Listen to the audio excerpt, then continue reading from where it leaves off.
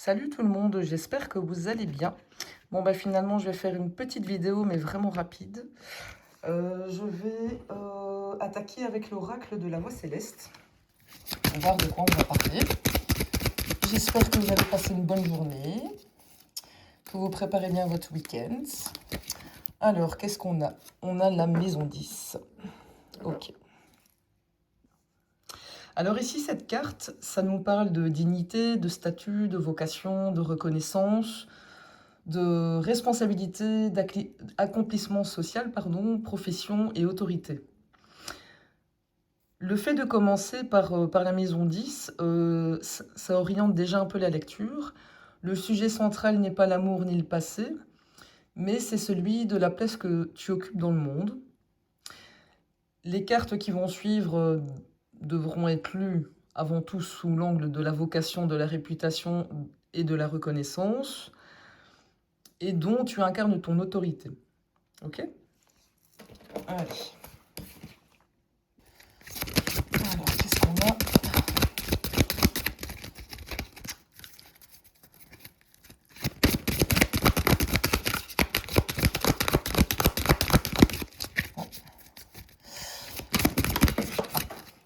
Alors, qu'est-ce qu'on a?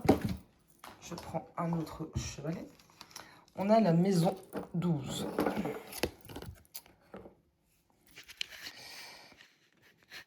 Comme ça, tu vois bien. Je fais mon ménage, hein, comme d'habitude. Alors ici, on a un gros contraste. D'un côté,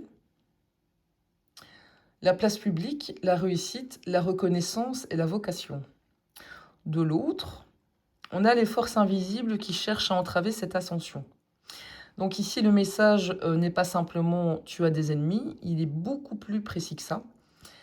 À chaque fois que tu t'élèves, quelque chose cherche à te ramener dans l'ombre. La maison 12, elle parle de tout ce qui agit en coulisses.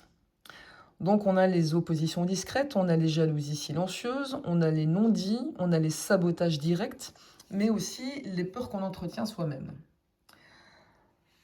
Appliquée à la maison 10, elle pose directement une question de fond. Qu'est-ce qui m'empêche encore d'être reconnu?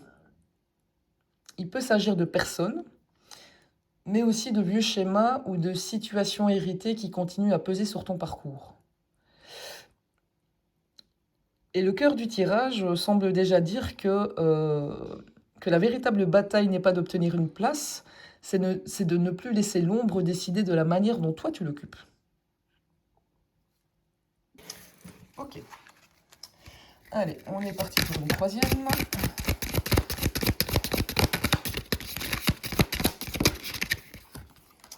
Alors, on a la maison 11. Ça tient. Alors ici, on n'est pas sur un tirage qui parle d'une chute. C'est un tirage sur une ascension qui traverse une zone de résistance avant d'aboutir à un soutien réel. Ici, on peut presque dire que ta place donc en maison 10... Attends, je vais plutôt faire comme ça. Sinon, tu ne verras pas les cartes. Ah bah, sans le vouloir, je les ai mises dans l'ordre. 10, 11, 12. Ah, c'est marrant, ça. Pourtant, j'ai mélangé le jeu. Enfin, c'est pas grave. Donc, ta place en maison 10 est contestée par la maison 12, mais elle finit par être consolidée grâce aux bonnes alliances de la maison 11. La maison 12, c'est un peu comme si elle était prise en étau entre deux maisons extrêmement favorables sur le plan social. Ça change évidemment la lecture.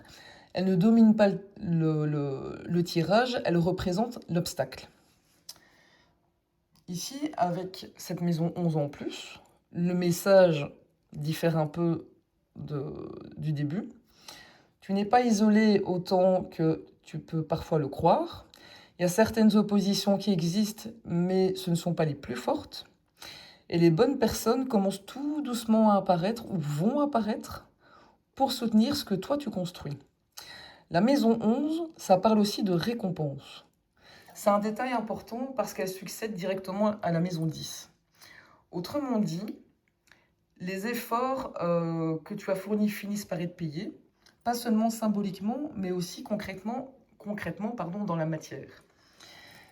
Il y a aussi une autre lecture que j'aime beaucoup, c'est que la maison 12 représente souvent les personnes qui agissent dans l'ombre, la maison 11 représente celles qui te tendent la main, et si on te dit, ne focalise plus ton regard sur ceux qui te freinent, ceux, c'est CUX, les personnes qui vont réellement compter sont celles qui choisissent de construire avec toi. Je vais en tirer une quatrième.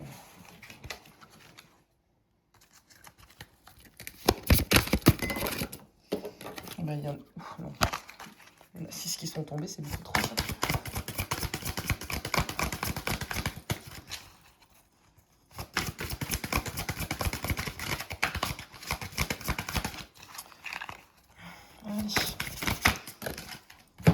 Alors, on a la carte du Verseau.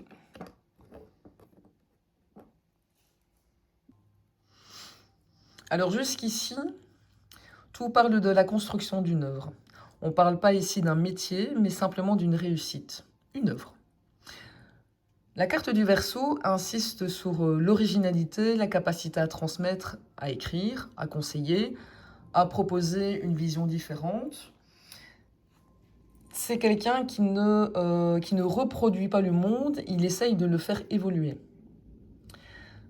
Ici, on dit, si ça te concerne toi, que tu vas toujours te relever. Néanmoins, une reconnaissance n'est pas toujours linéaire, et si on te dit clairement que possiblement tu vas vivre, ou si tu vis peut-être déjà ça actuellement, il y aura parfois des élévations, parfois des chutes, et parfois des nouvelles élévations. Ici, on te dit que le destin, ce n'est pas une ligne droite. Il y aura des périodes où tout va s'ouvrir et tout va s'emballer. Et puis, il y aura des périodes où tu auras l'impression que tout s'effondre. Mais en fait, ces chutes ne définissent pas la trajectoire, elles en font partie. Au niveau relationnel, d'un côté, il y a certaines pertes qui peuvent venir de relations ou d'amis. De l'autre, tu peux avoir de véritables amis qui vont devenir un soutien considérable. Autrement dit, ce qu'on te dit ici, c'est que toutes les relations ne se valent pas. Et donc, on t'invite à faire un tri sans amertume.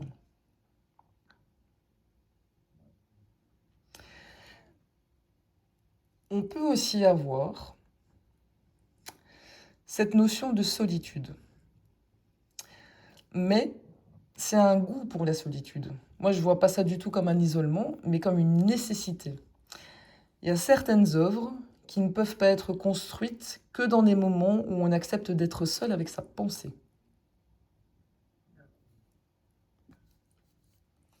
Et on te dit également, je prends une gorgée de café, que le véritable moteur de ton élévation, ici, c'est pas du tout l'ambition, mais c'est la persévérance. Une personne qui tombe, apprend et se relève. Et finit par laisser une empreinte. Pourquoi? Parce qu'en fait, elle n'a jamais cessé d'avancer. Quel est le principal obstacle qui se dresse entre toi et la place que tu es appelé à occuper?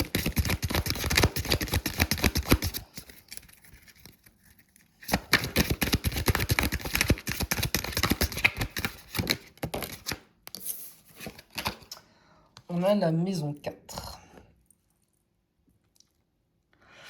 Bon, là, je trouve qu'on a quand même une réponse très incisive. Ici, on ne parle pas d'un obstacle extérieur immédiat, mais on parle de racines.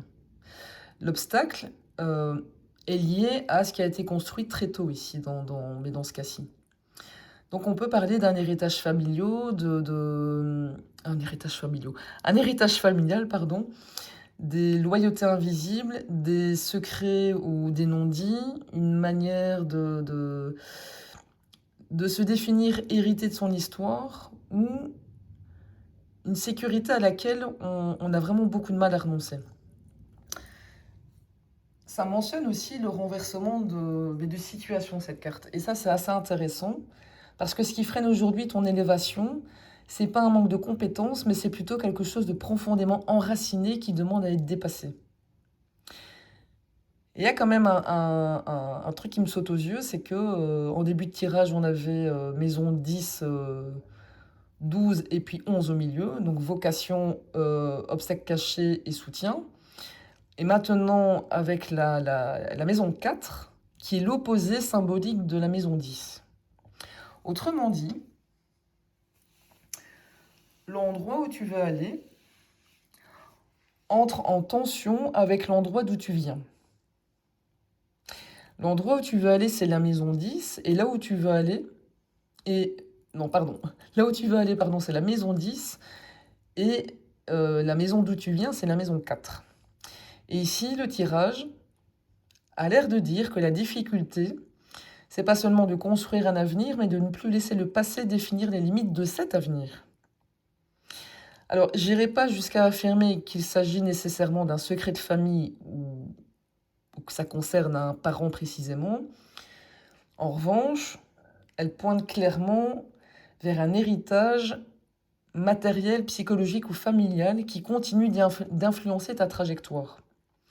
Et je pense que cette maison 4, elle n'est pas là pour elle n'est pas là pour parler de ton passé, mais elle est plutôt là pour te dire que tant que tu te définiras à partir de ce que tu as reçu, tu ne pourras pas pleinement occuper la place que tu es en train de construire.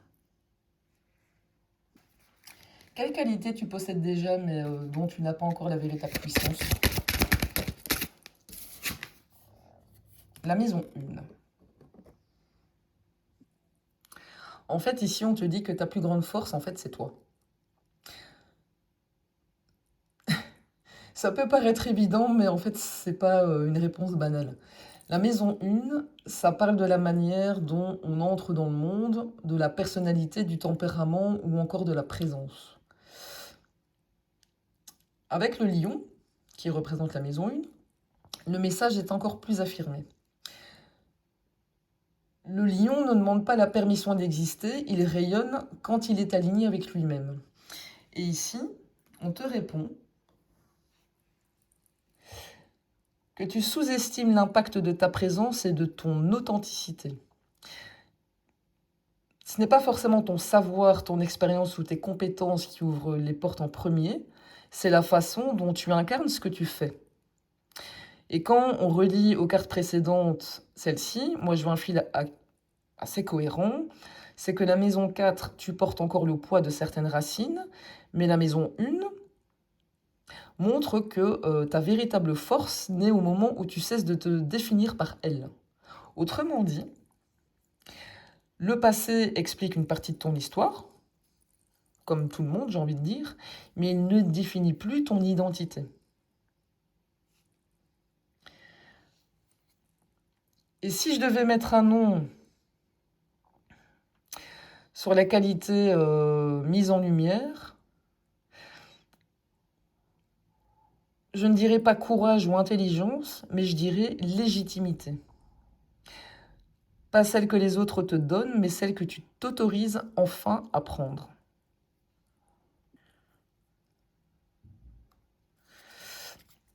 C'est quoi le prochain tournant décisif de ton évolution qui va changer la suite de ton parcours?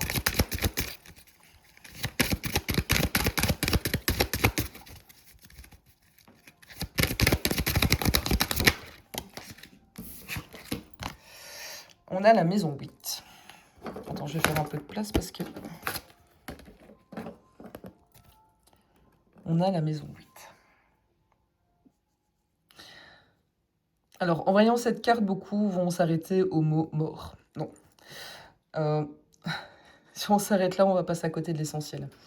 La maison 8, ça parle avant tout de transformation irréversible.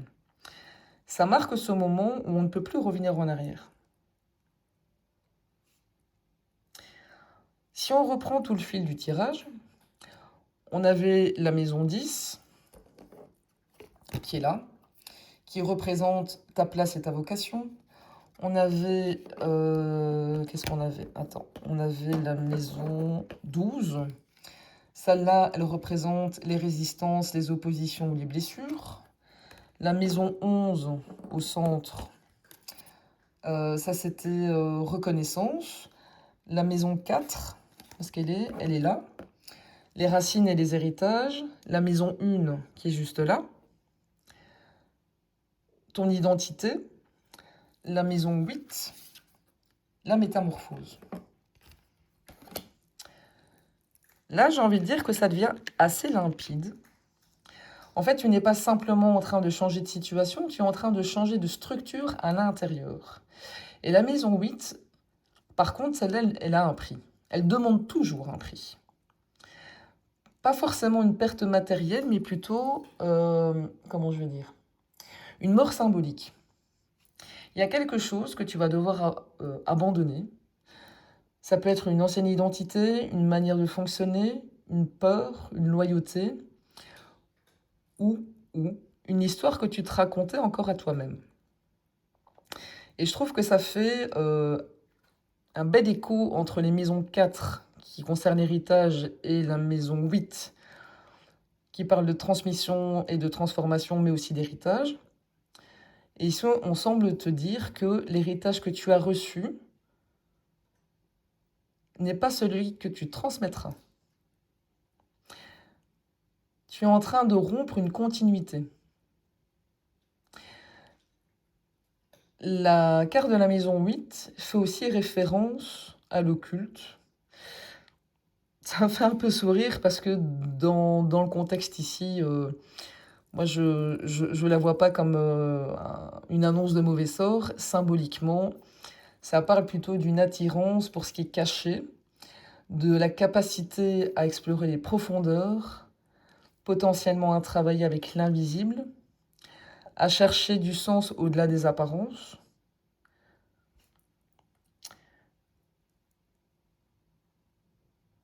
Et j'ai envie de dire que là, en fait, tu n'es pas appelé à retrouver ta place, tu es surtout appelé à devenir la personne capable de l'occuper. Alors, je vais poser une dernière question avant de clôturer. Elle sera très courte, mais intense, cette guidance. Quelle empreinte tu es venu laisser?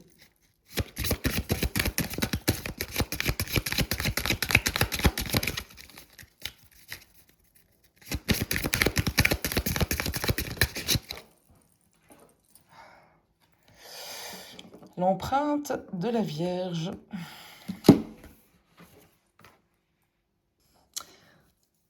Alors, quelle empreinte tu es venu laisser? La Vierge ne répond pas la célébrité, le pouvoir ou la réussite. Elle te répond la justesse. Et ça, c'est très différent. Au long de ce tirage, on aurait pu croire que l'enjeu était la maison 5, la maison 10, pardon, la reconnaissance sociale, la place et l'élévation.